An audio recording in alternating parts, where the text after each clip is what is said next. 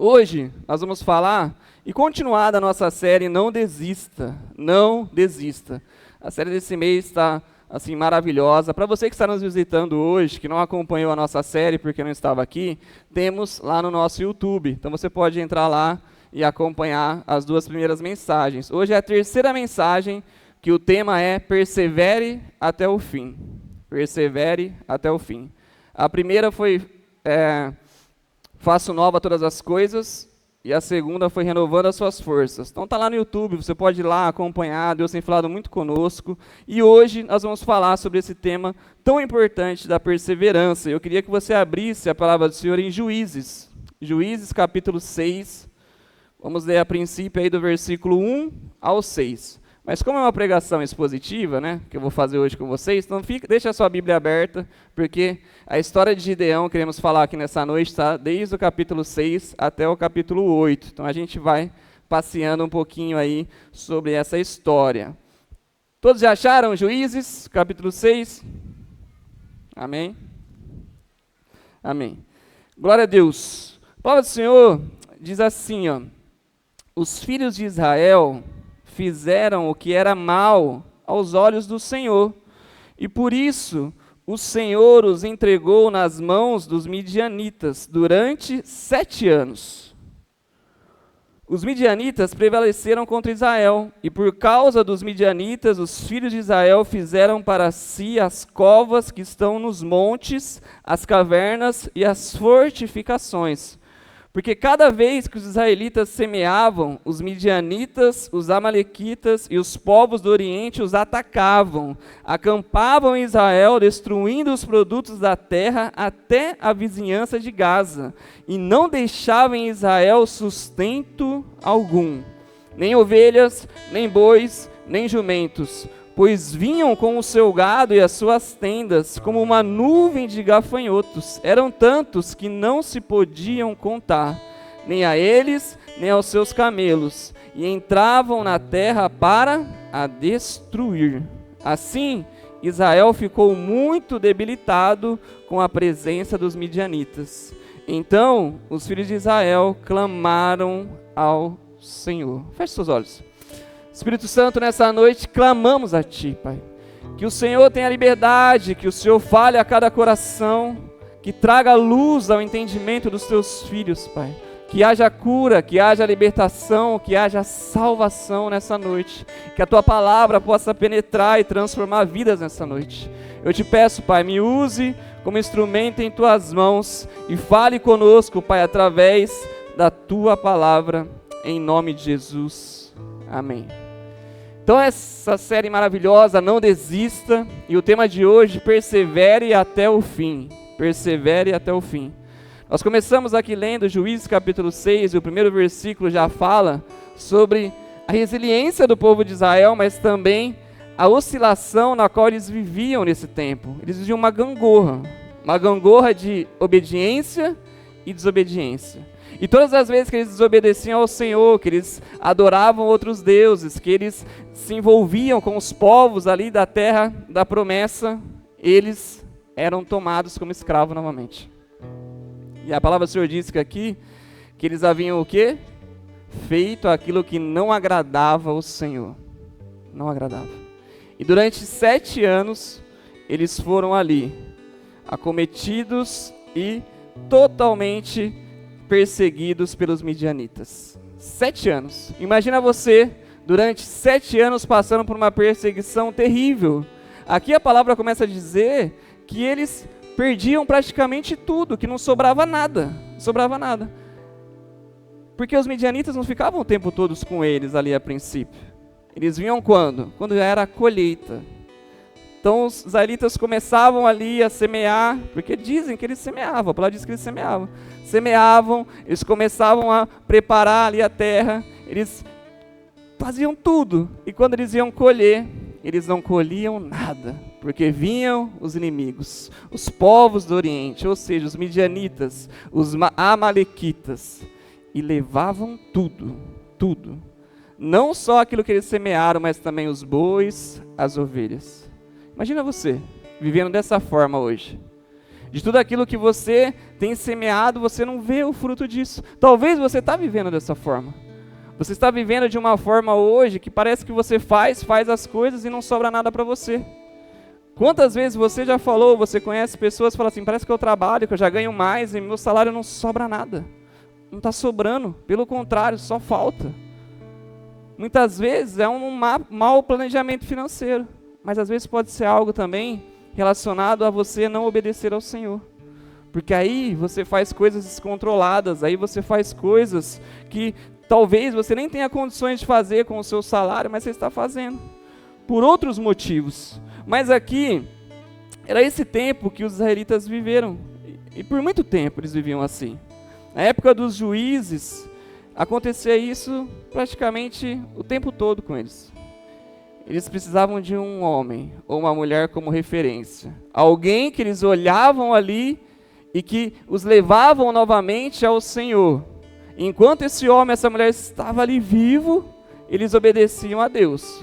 Mas quando morria essa pessoa, eles começavam de novo a fazer as coisas que não agradavam ao Senhor. Passava-se o tempo, vinham outras gerações, e eles desobedeciam a Deus, e viviam esse ciclo. Esse ciclo de estarem vivendo tempos de paz e tempos de perseguição. Tempos de perseguição. Imagina só, aqueles que haviam contemplado a manifestação da graça de Deus, que tinham visto o mar vermelho se abrir, haviam sido libertos da escravidão do Egito, agora já estavam vivendo na terra prometida, mas não conseguiam se firmar, não conseguiam perseverar até o fim no Senhor. Eles se esqueciam do básico, ou seja, se esqueciam daquilo que Deus já havia feito. Muitas pessoas vivem assim até hoje. Talvez você que está aqui essa noite está passando por isso. Deus já fez tantas coisas na sua vida, mas hoje o momento não é legal, hoje o momento é difícil, hoje é um momento de adversidade. E você talvez chegou aqui questionando Deus, por que essas coisas estão acontecendo comigo? Por que, Senhor, que eu estou passando por isso? Mas aí você acaba se esquecendo de tudo aquilo que Deus já fez por você. Daquilo que Deus já fez pela sua vida. Isso acontecia o tempo todo com os israelenses, com os israelitas. O tempo todo. E aí, eles esqueciam daquilo que Deus tinha feito. Eles adoravam outros deuses. Eles se envolviam com aqueles povos ali da terra. E eram tomados, e eram cativos novamente. Vivendo esse ciclo. Vivendo esse ciclo. Até chegar o dia, como lemos aqui, em que se arrependiam. Em que clamavam a Deus. E Deus vinha novamente ao encontro deles para libertar. Só para vocês terem uma ideia, até chegar esse tempo aqui no qual Deus levantaria Gideão, esse período, já haviam passado 4 juízes em Israel. 4 juízes. Um período de 200 anos, essa oscilação, do vai e vem ali com Deus, da obediência e da desobediência. E a última juíza havia sido Débora. Então, depois da morte de Débora, os midianitas tomaram Israel. Fizeram esse povo cativo novamente. Olha que interessante, né? Os midianitas, eles eram parentes ali dos israelitas. Eles eram da descendência de Midian. Eram do 4º filho de Abraão, com a sua segunda esposa, Quetura. Ou seja, todo mundo ali junto, misturado. Mas era um povo que não agradava a Deus. Era um povo no qual Deus falou assim, ó, não se misturem. Mas parece que quando as coisas passavam por um período, eles já começavam a se envolver com tudo aquilo que Deus falava, não faz, não faz, não faz.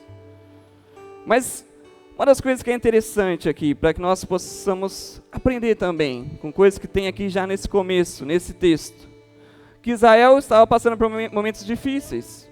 A palavra do Senhor diz que eles estavam por 7 anos já passando por essa perseguição, momentos difíceis, momentos de incerteza, momentos aqui de tentar se esconder, para ter o mínimo para comer, para se sustentar. Porque senão esse povo vinha e levava tudo. Levava tudo. Então eles tinham que perseverar para sobreviver agora. Perseverar para sobreviver. Essa perseverança para que eles pudessem suportar essas adversidades. Então o primeiro ponto que eu quero falar com vocês nessa noite é não deixem de fazer o básico por causa das adversidades. Não deixe de fazer o básico por causa das adversidades. Em meio às adversidades, você precisa buscar possibilidades. Você precisa buscar. Você precisa buscar. Aqui eles estavam sendo perseguidos, aqui estavam passando tempos difíceis, mas a palavra do Senhor diz que eles começaram o quê? Eles entenderam. Se a gente começar a continuar semeando aqui em campo aberto, se a gente continuar com os nossos animais aqui no campo aberto, vai chegar um momento que eles virão e eles levarão tudo. A gente não vai conseguir segurar nada. Então a palavra diz que eles começaram a ir às cavernas, começaram a ir aos montes, começaram a o quê? A se esconder, a tentar ter o mínimo para sobreviver. Eles foram gerando possibilidades. Sabe por quê? Vou contar um segredo aqui para vocês. Não importa a adversidade que você vive, não importa a situação difícil que você está, sempre há uma saída. Sempre há uma saída. Sempre há. Guarda isso no seu coração. Eu me lembro que quando eu era mais novo e tinha mais tempo, digamos assim, eu assistia bastante filme. Eu gostava de assistir uns filmes de ação. Quem já assistiu Velocidade Máxima aqui? Vamos ver. Tem uma galera das antigas, Velocidade Máxima 1 e 2. O 3 eu não gostei muito não, mas 1 e 2 era legal. E eu me lembro que um dos primeiros filmes de ação assim que eu assisti, e era tudo meio impossível, né? Tinha também o Missão Impossível lá com o Tom Cruise, que nossa, tantas coisas que ele conseguia fazer e sobreviver e tal. E eu falava, cara, isso aí não é possível não, como que eles conseguem? Falava, não, é mentira esses filmes aí, não dá não. Até que depois eu comecei a assistir uns filmes baseados em fatos reais. E eu comecei a ver que, tipo, não, é baseado em fatos reais, aquelas pessoas sobreviveram. Eu não me lembro o nome do filme, mas eu assisti um filme no qual teve um tsunami em um país e a família estava em um hotel e a mãe conseguiu salvar as crianças, eles estavam bem assim, próximos da onde aconteceu o tsunami. E assim, é uma loucura o filme, eles sobreviveram. E ali, eu comecei a entender, eu falei, cara, a gente muitas vezes fala que o filme é mentiroso, mas assim, sempre existe uma saída para as coisas, sempre existe o milagre, sempre existe pessoas que estão buscando possibilidades em meio às adversidades, porque tem gente que se entrega, né? Vê a onda vindo ali e fala, já era, morri, não dá não, e tem gente que tenta, luta até o fim, né? Tem gente que está agarrado no ônibus lá, igual o rapaz lá, como que era, o Keanu Reeves, né? Keanu Reeves, lá do Velocidade Máxima, e via por baixo do ônibus e passava, e você falava, não é possível, mas tem gente que faz isso mesmo. Os mais antigos ainda vão lembrar do MacGyver. O MacGyver era sensacional. Sensacional. Os mais novos que não conhecem, assistam lá depois. O MacGyver é incrível. Mas assim, sempre há uma saída. Em toda situação impossível e difícil há uma saída. Quantos testemunhos, quantas pessoas que nós já ouvimos de acidentes terríveis que sobreviveram, de prédios que pegaram fogo, assim, era impossível sair, as pessoas conseguiram sobreviver, de terremotos que assim, morrem milhares de pessoas e um sobrevive. Há uma saída. Há uma saída. E aqui, por mais que o povo de Israel estava em desobediência, eles começaram a buscar saídas, eles começaram a buscar possibilidades em meio às adversidades, porque se eles ficassem lá só esperando, ou eles iam perder tudo, ou eles não iam semear mais, eles iam morrer de fome, porque estavam vindo e tomando tudo deles. Então, guarda isso no seu coração. Assim como os israelitas, você precisa continuar cavando cavernas, você precisa continuar buscando possibilidades em meio às adversidades da sua vida. E a palavra do Senhor também diz que eles construíam fortificações. Ou seja, eu já entendi que existe um inimigo, eu já entendi que a situação está complicada, então agora eu preciso fortificar, eu preciso criar barreiras para que seja mais difícil para eles. O que você tem feito em meio às adversidades? Você tem se entregado ou você tem perseverado até o fim? Você tem cavado nas montanhas, você tem feito cavernas em lugares impossíveis, tentado possibilidades, ou você já se entregou e falou assim, não dá mais, não dá mais. O que você tem feito? Você tem tido a esperança que há uma saída para a situação difícil que você está vivendo ou não? Talvez você que está aqui, você já é um milagre vivo e a esperança para muitas pessoas. E só de você abrir sua boca hoje, contar seu testemunho, muitas pessoas vão ser curadas, vão ser salvas. E você está aí quieto. Mas entenda só, as coisas só começaram a mudar para eles quando? Quando que as coisas começaram a mudar para os israelitas? Quando eles clamaram a Deus. Sabe por quê? Você tem que tentar, você tem que buscar. Mas os nossos recursos são limitados.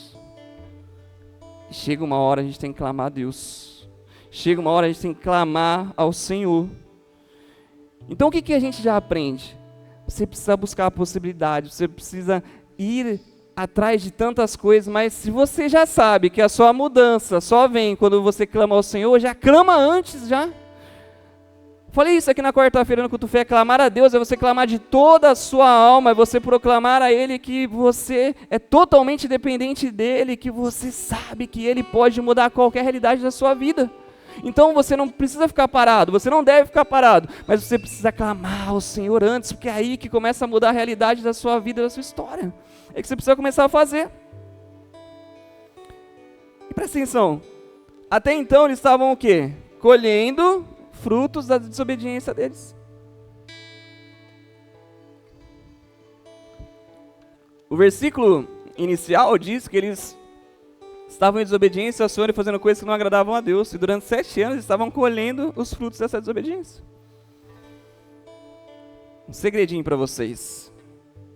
Não é porque hoje você clamou ao Senhor, que você está endireitando sua vida, que você não vai colher os frutos da sua desobediência.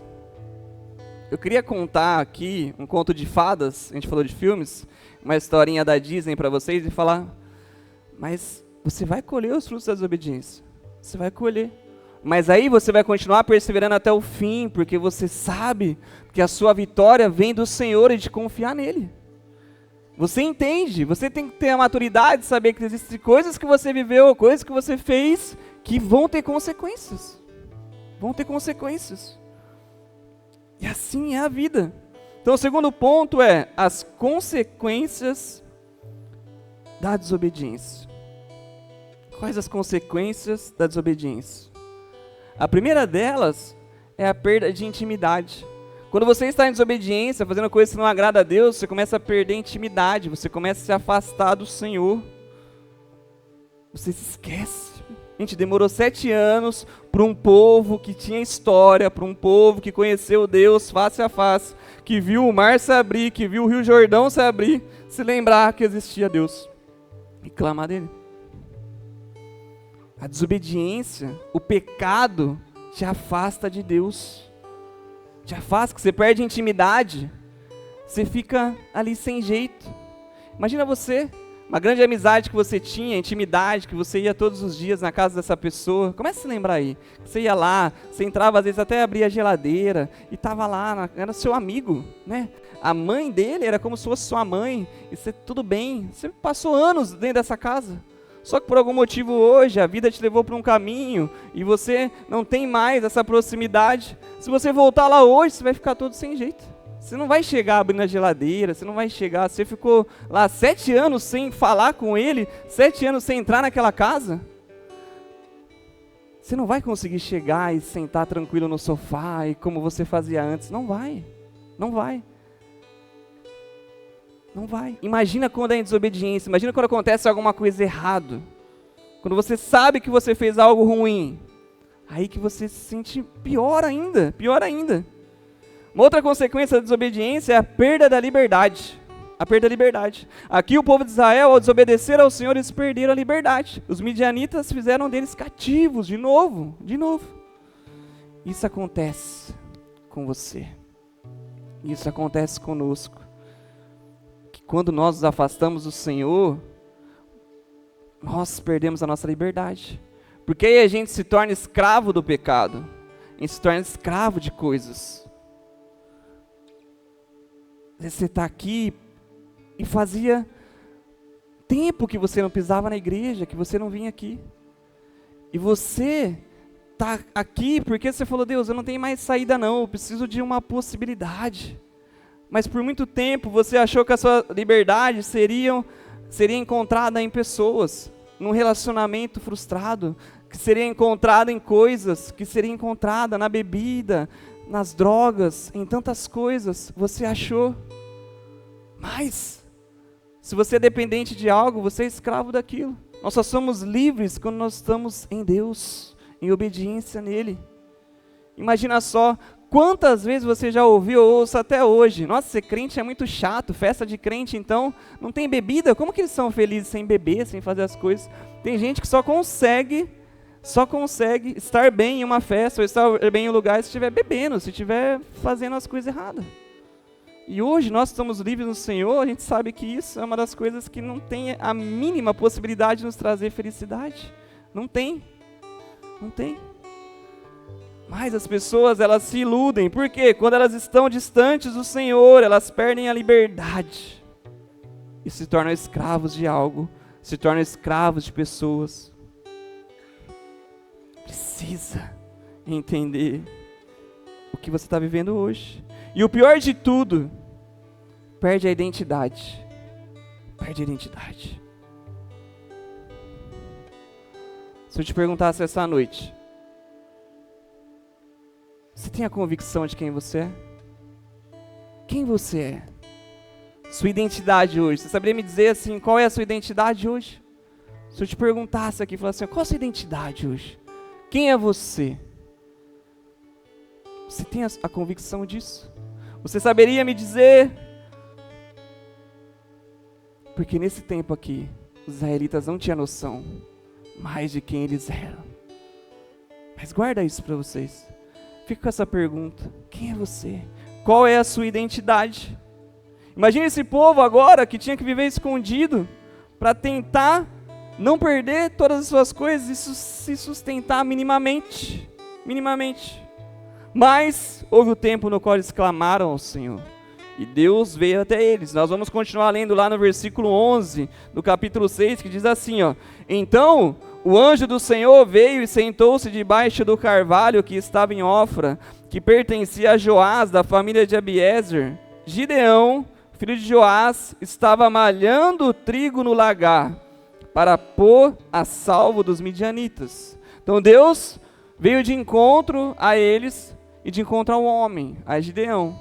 Ele estava malhando trigo onde não era lugar de malhar, estava tentando uma possibilidade, ele estava lutando contra as adversidades, até que Deus veio até ele. E o versículo 12 diz assim, então o anjo do Senhor lhe apareceu e lhe disse, o Senhor está com você, homem valente. Gideão respondeu, meu Senhor, se o Senhor Deus está conosco, por que nos aconteceu tudo isto? E onde estão todas as suas maravilhas que os nossos pais nos contaram? Eles disseram, o Senhor nos tirou do Egito. Porém agora o Senhor nos abandonou e nos entregou nas mãos dos midianitas. Presta atenção. Vai existir momentos que não vai ser errado você provar a Deus, questionar a Deus. Aqui, quando o anjo do Senhor se apresenta a Gideão, ele pergunta, ele fala assim, viu, mas se é o Senhor mesmo, por que essas coisas estão acontecendo com a gente? Se é o Senhor mesmo, por que não acontece mais aquelas maravilhas de antigamente? Por quê? Talvez você está aqui essa noite e você muitas vezes está perguntando para o Senhor, por que Deus que eu ainda estou vivendo essas coisas? Por que Deus que eu ainda estou passando por essas coisas? Por quê? Por quê? Não é errado você fazer isso. Não é errado. Mas, presta atenção depois do que ele fez. Ele falou assim, mas, Senhor, você nos abandonou e nos entregou nas mãos dos inimigos. Não é verdade. Deus jamais havia abandonado aquele povo. Foi o povo de Israel que abandonou a Deus, que desobedeceu a Deus. Então existem muitas coisas que você hoje está vivendo porque você se afastou do Senhor, porque você entrou num processo de desobediência e não mais desejou agradar a Deus.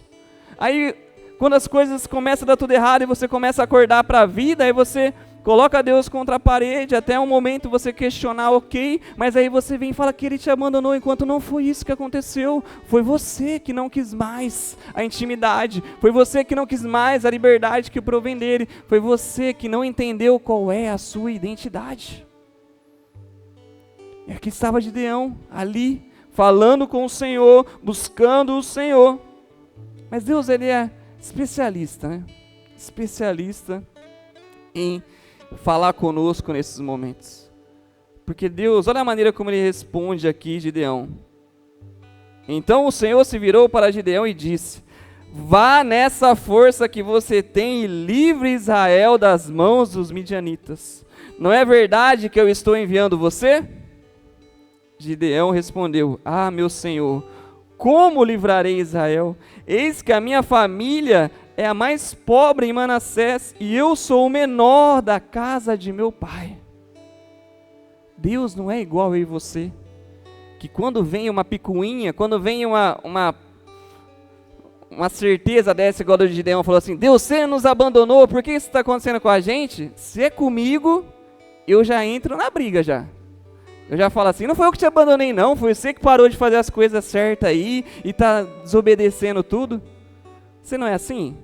Você não é assim? No seu casamento, você não é assim? Você é aquele que mesmo quando você sabe que você está certo, a outra pessoa está falando besteira, você fica quieto, age com sabedoria e com paciência. Você não é assim? Filho aí, que está aí, quando seu pai te traz uma direção, você fala, nossa, nada a ver com o que meu pai está falando, e você fica quietinho. A gente não é assim. A gente vai para cima, a gente joga na cara da pessoa que ela está errada mesmo. A gente fala. Mas Deus não. Deus nem ligou porque Gideão falou, porque não é verdade. Não é verdade. E Deus fala assim, ó, vai com essa força aí mesmo. Vai com essa força. É você. Aí Gideão já começa o quê? Já começa a falar assim, mas eu? Tem certeza que sou eu? Eu sou o menor da minha casa. A minha tribo é a mais pobre aqui, ó. A minha família é a mais pobre em Manassés. O terceiro ponto que eu quero falar com vocês. As mudanças vêm das improbabilidades. As mudanças de Deus em nossa vida vêm das improbabilidades. Vem do momento em que eu e você começamos a entender que não é aquilo que nós podemos fazer, não. Vem das improbabilidades. Aquilo que você diz não é possível, é impossível, Deus faz ser possível. Porque aqui Gideão começou a falar assim, mas não dá. Tem certeza que você vai escolher esse homem aqui para libertar Israel? Olha, eu sou o menor da minha casa. Olha, eu sou pobre, não tenho recurso nenhum. Tem certeza que sou eu? Tem certeza? Deus já tinha falado, vai com essa força aí, vai. Mas ele estava ali com o coração preocupado, achando que seria impossível. Mas é Deus quem faz ser possível, gente.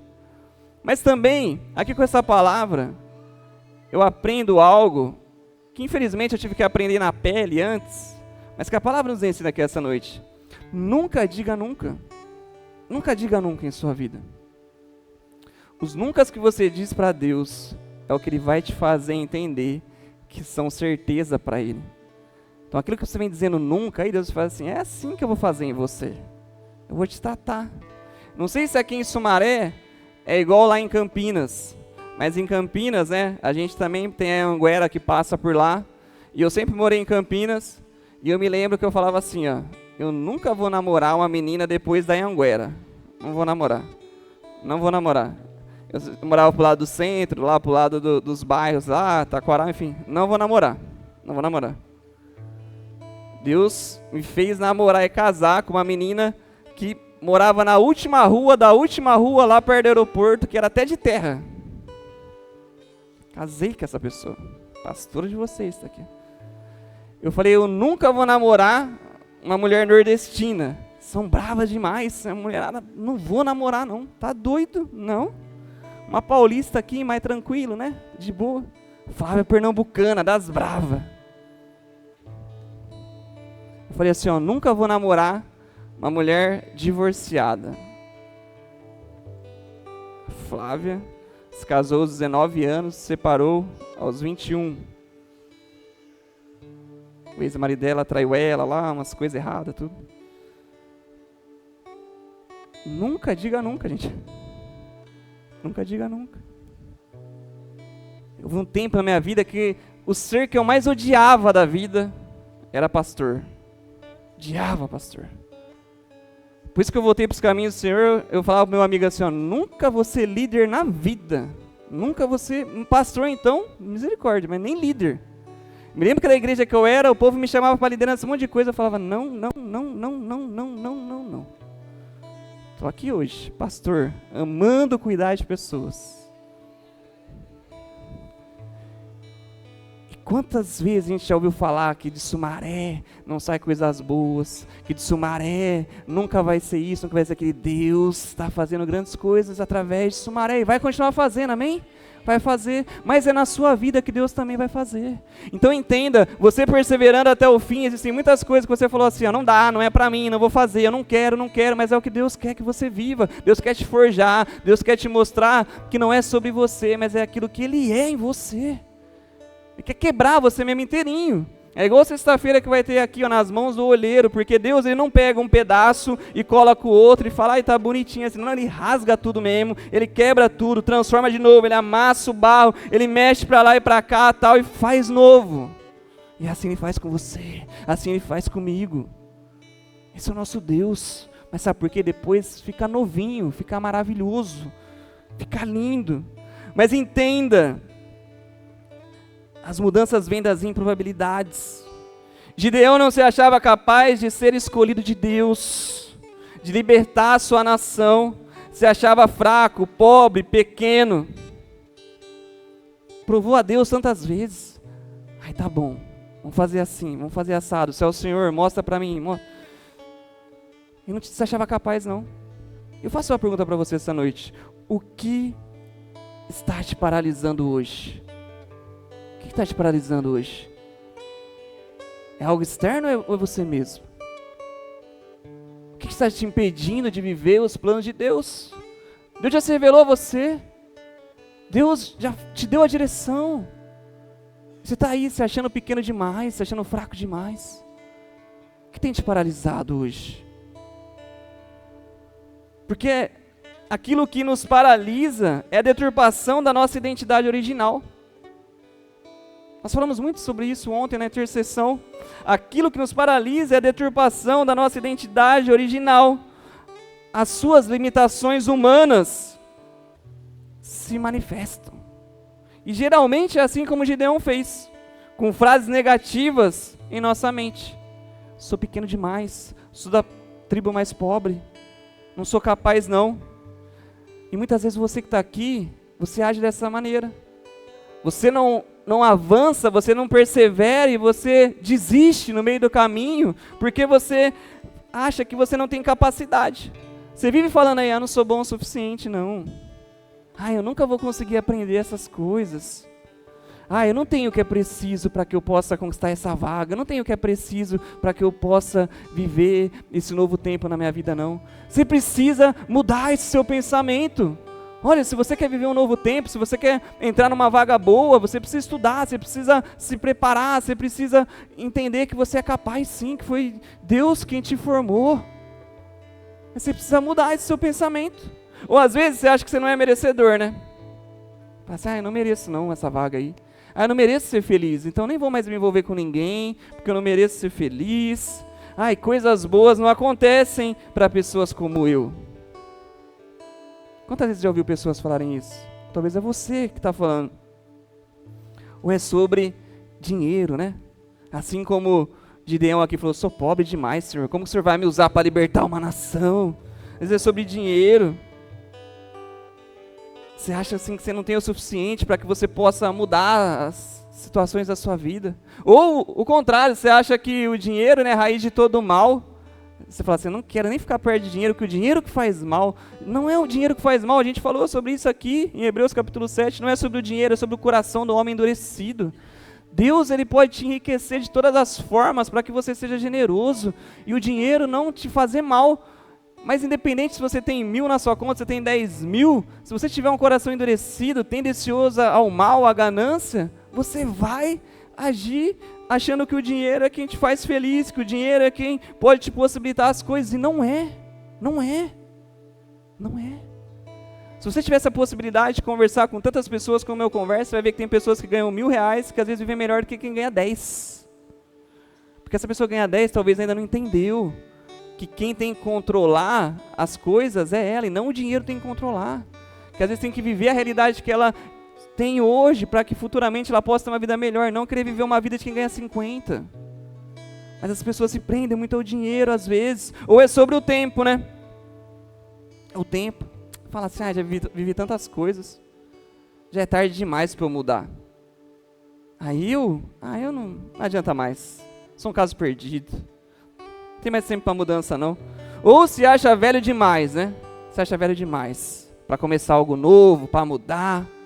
Tá lá 20 anos encravado naquela empresa que só te suga e você tá lá assim, eu sou velho demais para mudar, né? Vou ficar aqui mesmo. Daqui a pouco morre de depressão, morre lá de desgosto, mas não muda, não sai. Gente, por muito tempo eu dei aulas de personal trainer, por muito tempo. E assim, as pessoas que mais são depressivas, ansiosas, se afastam por causa de burnout são bancários. Pelo menos das que eu atendia. Era assim um monte. A profissão que ganha bem, tem um monte de benefício. Só os benefícios é maior que o salário da maioria das pessoas aqui. Só os benefícios. Mas assim, suga a mente da pessoa, a pessoa fica doente. Eu lembro um dia que estava conversando com um aluno e ele falando assim, nossa, eu queria muito poder mudar, mas assim, cara, nossa, já tenho 50 anos. Como que eu vou mudar de profissão? E a gente começou a conversar e fomos ali conversando. E ele foi, ganhando ali um fôlego de vida. Até que um dia ele falou assim, Edu, eu vou abrir uma empresa, eu vou abrir um negócio, eu vou tentar e vou mudar e vou tentar. Pelo menos, se não der certo, pelo menos eu vou viver, porque eu não estou conseguindo mais viver. E foi para cima. Mas teve que entender que precisava sair ali do comodismo. Assim como os israelitas vieram aqui, cavar novas possibilidades. Cavar. Mas você está aqui, você fala assim, estou com 40 anos, estou velho. Esses dias eu atendi um irmão, não vou falar quem que foi não, mas atendi, falou, 46 anos, falou assim, estou velho. Aí eu falei, nossa, vou fazer 39 esse ano, 46 menos 39, sobra 7, estou velho também, porque assim, meu Deus do céu, você está novo demais, irmão, vamos para cima, isso é bênção, vamos para cima. Mas às vezes, gente, imagina, com 46, gente com 50 aqui que não quer fazer mais nada, com 60, então, gente, vocês não são velhos não para fazer. E seu inimigo coloca coisas na cabeça para que a gente paralisa. Sabe por quê? Os jovens estão aqui, às vezes, falando assim, pastor, eu sou novo demais para fazer as coisas. Sou novo demais, eu não vou conseguir não fazer as coisas porque eu sou muito novo. Não é não. O que Deus tem para você é para você. O que Deus vai fazer. Você precisa acreditar. Você precisa entender que se foi o Senhor que te chamou, você precisa ir para cima. Você precisa fazer. Sabe por quê? Porque as pessoas são assim, vão olhar para vocês que são jovens e falar assim, são jovens demais, né? Às vezes as pessoas olhavam para mim e falavam, o pastor é muito novo. Eu falava, obrigado, né? Quase 40 novo, né? Mas você acha que é novo? Aí se o pastor já tem muita idade, faz o pastor é muito velho, né? Não consegue ser atual aqui da maneira como nós precisamos. Então não se movam por aquilo que as pessoas dizem, você precisa entender que você precisa da mudança. Você precisa entender que é hora de romper e viver uma identidade restaurada. Uma identidade restaurada. Você precisa ter a convicção da sua identidade. E eu fiz a pergunta para vocês, qual é a sua identidade? Qual é a resposta que vocês deram aí no seu coração? Porque a sua identidade, se você já reconheceu Jesus como Filho de Deus, seu Senhor e Salvador, você é filho de Deus, você é filha de Deus, essa é a sua identidade. A sua identidade passa a ser restaurada à original, ou seja, você é imagem e semelhança de Deus, que foi Deus que te criou, foi Deus que soprou o fôlego de vida em você. Então essa é a sua identidade, de filho de Deus, de filha de Deus. Essa é a sua identidade. Não é a identidade deturpada que aconteceu e que se formou através de tantas coisas que você viveu, de traumas, de pessoas que falam de você. Não, é a identidade que Deus te criou, de filho e filha de Deus. E quando você tem a convicção da sua identidade, você consegue reconhecer a direção do Senhor. Você consegue reconhecer. Porque um filho que tem intimidade com o pai, um filho que sabe que o pai é aquele que pode lhe dar a melhor direção, ele ouve o pai. Ele segue aquilo que o pai diz. Segue. Ele faz isso.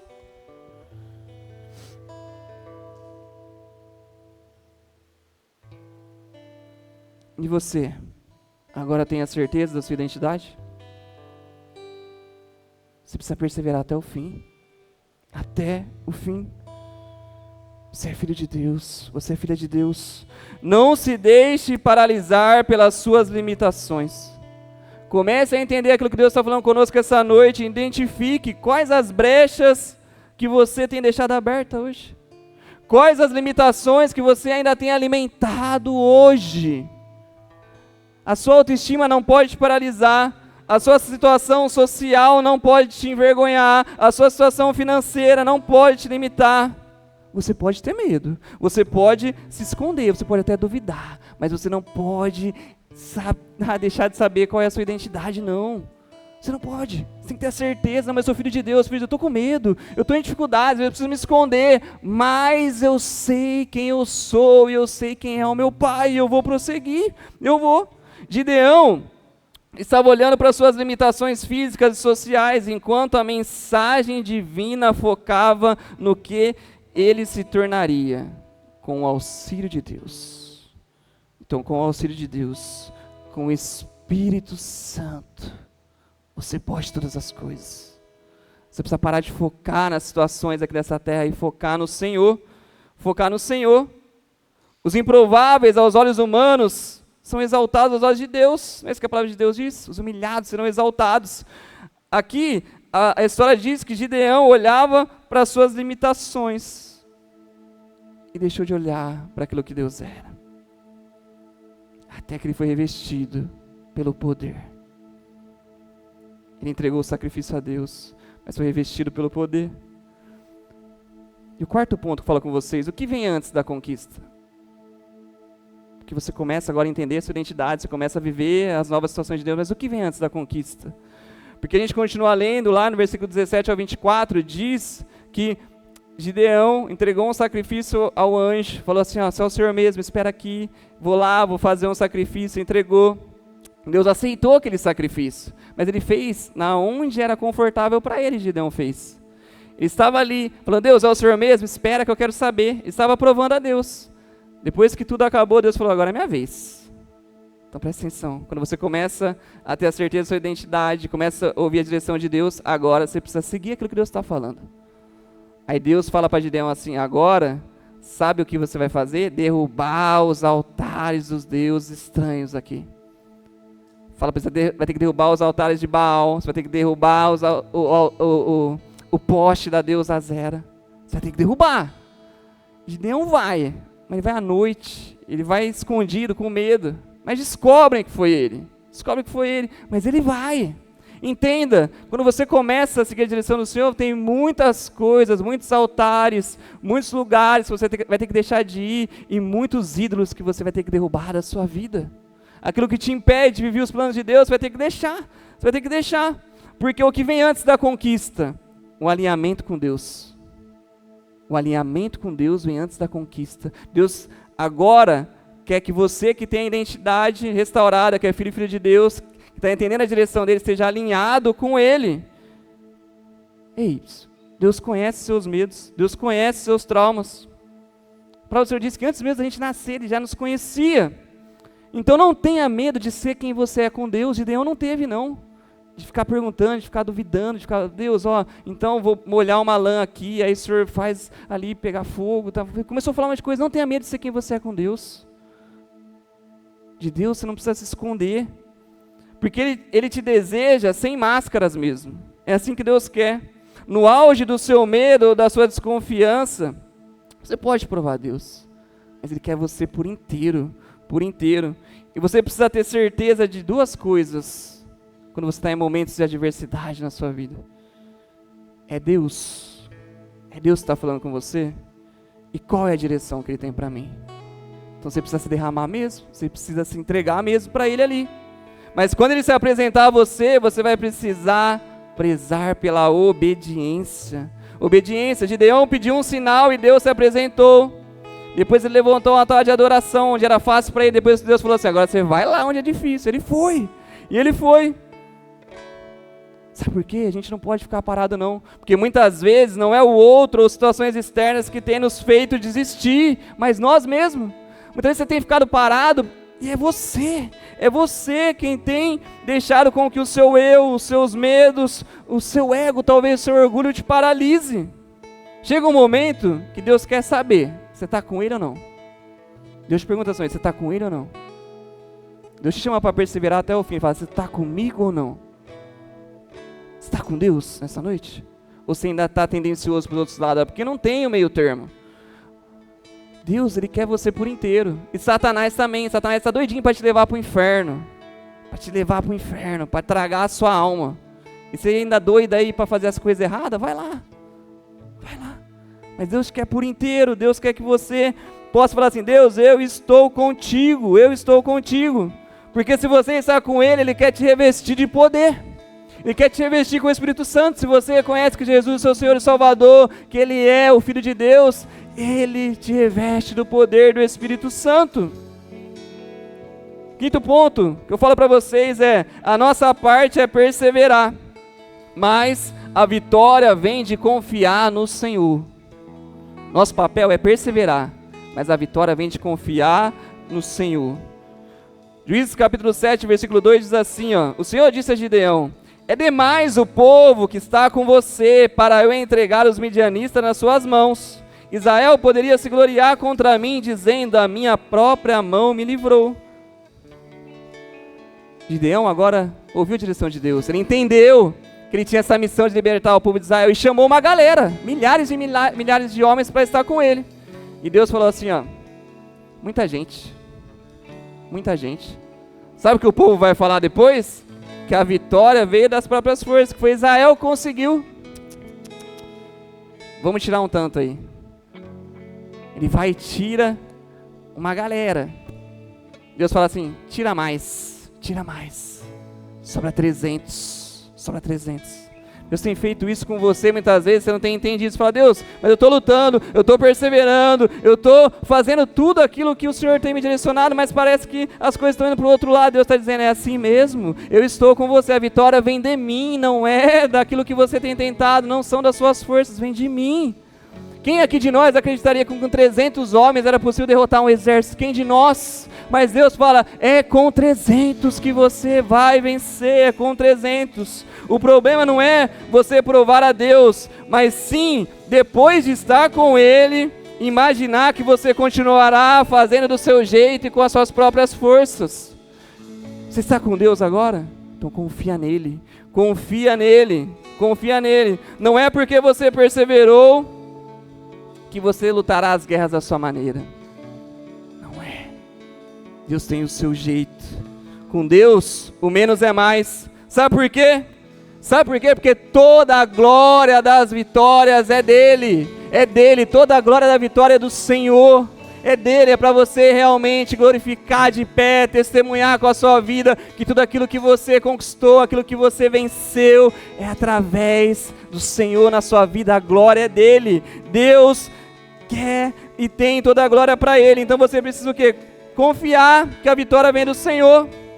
Então faça assim como o Senhor faz. Seja assim como o Senhor é. Só vá se o Senhor estiver. Persevere até o fim, mas só vá se o Senhor estiver. Deus é poderoso para cumprir as suas promessas. Lembre-se disso, Ele é poderoso. Se foi Deus que te prometeu, foi Deus que te chamou, Deus te direcionou, Ele vai cumprir. Ele é fiel para cumprir as suas promessas. Mas lembre-se, o importante é perseverar até o fim. Porque a vitória vem do Senhor. Mas uma batalha vencida não é o fim da guerra. Não é. Deus não te chamou para vencer uma batalha, Deus te chamou para vencer uma guerra, para um dia estar com Ele na glória e dizer: Pai, estou aqui. Ele dizer: ei, filho amado. Então, o último ponto que eu falo para vocês nessa noite: mesmo depois da conquista, continue prostrado ao Senhor. Isso é muito importante. No capítulo 8, nós vamos ver a finalização da história. Então eles haviam ganhado ali aquela guerra dos midianitas, eles haviam ouvido a direção de Deus e com trombetas e tochas, eles haviam ali feito um barulho que fez com que os midianitas ali mesmo se matassem. Deus fez toda a vitória acontecer, eles venceram. E ali no capítulo 8 é o tempo no qual Gideão está perseguindo os reis, e ele vai atrás, e ele mata esses reis, mata. E a palavra do Senhor vai dizer que ao conquistar, o povo diz assim, ó: ei, Gideão, domine sobre nós, tanto você como seu filho, o filho do seu filho, porque você nos livrou dos poderes dos midianitas. Porém Gideão lhes disse: não dominarei sobre vocês, nem tampouco o meu filho dominará sobre vocês, o Senhor dominará sobre vocês. Até aqui está maravilhoso. Até aqui Gideão entendeu: o Senhor que nos dá vitória. Vocês não precisam de um rei, vocês têm um Deus que é o Rei dos Reis. Até aqui Gideão entendeu. Só que a importância da gente perseverar até o fim, mesmo depois da vitória, a gente precisa perseverar e confiar no Senhor. Porque olha só o que aconteceu aqui depois. Gideão continuou, mas quero fazer um pedido, que cada um de vocês me dê as argolas do seu despojo, e que os midianitas tinham argolas de ouro, pois eram ismaelitas. Então eles responderam, de bom agrado os daremos. Estenderam uma capa, e cada um deles colocou ali a argola do seu despojo. O peso das argolas de ouro que pediu foi de uns 20 quilos de ouro. Presta atenção nisso aqui. Sem contar os ornamentos em forma de meia-lua, os pendentes e as roupas de púrpura que os reis dos midianitas usavam, e sem contar os ornamentos que os camelos traziam ao seu pescoço. Disso, Gideão fez uma estola sacerdotal, ou seja, um colete sacerdotal, e a pôs na sua cidade em Ofra, e todo Israel se prostituiu ali, adorando essa estola, e isso veio a ser um tropeço para Gideão e toda a sua casa. Não é a vitória que te traz a paz, não é a vitória que te traz a alegria, é o Senhor. É você continuar prostrado ao Senhor. Gideão libertou o povo de Israel, mas no processo ele ainda estava cativo no seu coração. Ele se prendeu à ganância, ele se prendeu aos recursos, ao ouro. Assim como a gente falou que Abraão, ao vencer a guerra, ele falou assim, eu não quero. Se você ler essa história lá em Gênesis, Abraão teve a possibilidade de entregar os seus recursos ao rei de Sodoma e Gomorra. Ele falou, jamais eu entregarei nada, eu já entreguei para aquele que me abençoou. O rei de Sodoma falou assim, me dê todas as coisas, me dê o ouro e a prata e fique com as pessoas. Ele falou, jamais, eu fico com as pessoas. Aqui Gideão fez o oposto, ele pegou todos os recursos para ele, fez uma estola sacerdotal, ou seja, um colete sacerdotal, levou para sua cidade e todos se prostituíam. Sabe o que acontecia? Em vez do povo ir para Jerusalém, entregar o sacrifício a Deus, eles iam até o colete lá em Ofra e adoravam e se prostituía. Gideão, ele fez com que todos pudessem deixar de glorificar a Deus e glorificar-se a Ele. Ele não perseverou até o fim e foi pedra de tropeço para todo o povo. Das conquistas se engrandeceu, se envaideceu, se engrandeceu por causa dos tesouros. A palavra é clara e diz, né? Onde estiver o seu tesouro, ali estará o seu coração. E eu falo para você essa noite, onde está o seu tesouro? Onde está o seu tesouro? Está no Senhor? Está em pessoas? Está em coisas? Onde está o seu coração? Onde está? O que é o seu tesouro nessa noite? Eu te falo, porque às vezes você já venceu batalhas com o Senhor, mas depois da vitória deixou o seu coração se envaidecer. Está buscando o sagrado para si, assim como Gideão.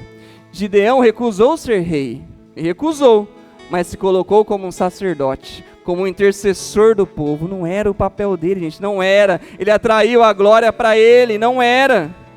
Ele levou o povo de Israel a se prostituir. Gente, o mesmo homem que mesmo com medo foi e derrubou os altares de Baal, derrubou ali o poste da deusa Azera, o mesmo homem que foi lá e falou assim, chega disso daí agora, ele estava trazendo através de um objeto o povo à perdição de novo. Ou seja, você precisa perseverar até o fim. O objetivo dessa mensagem é que você entende que o foco tem que estar no Senhor. Porque aqui o que aconteceu, o foco saiu de Deus e voltou para o homem. Aí, tudo acabou.